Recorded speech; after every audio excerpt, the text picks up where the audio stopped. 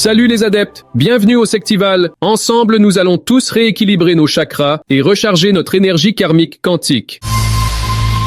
En France, on compte 500 000 adeptes empêtrés dans des dérives de type sectaire.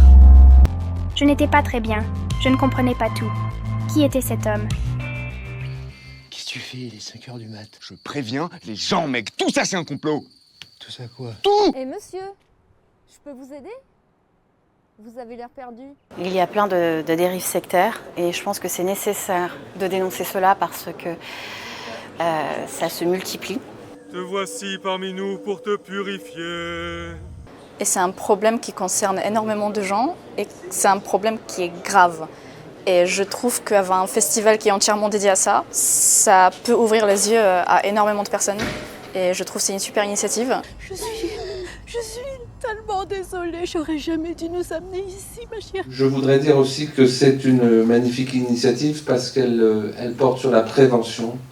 Et la prévention, c'est le premier axe de la stratégie nationale de la lutte contre les dérives sectaires. Lutter contre les dérives sectaires, c'est lutter contre la honte, lutter contre la culpabilité, contre la haine, contre la soumission, contre l'intolérance.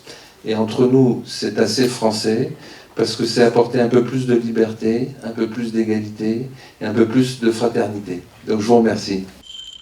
L'âme, le corps et l'esprit. Je dis pas que tous les coachs de vie et de développement personnel sont nuls.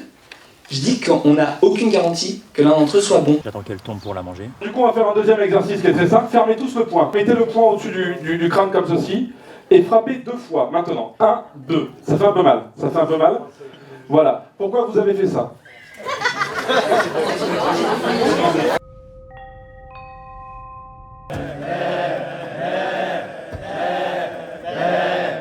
Les personnes qui sont prises dans les mouvements sectaires, c'est forcément des gens naïfs et crédules. Moi j'ai tendance à dire, mais qui ne l'est pas dans sa vie? À des moments de fragilité, on fait des mauvaises rencontres au mauvais moment.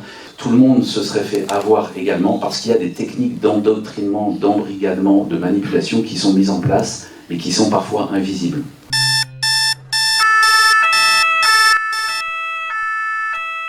En vous remerciant sincèrement.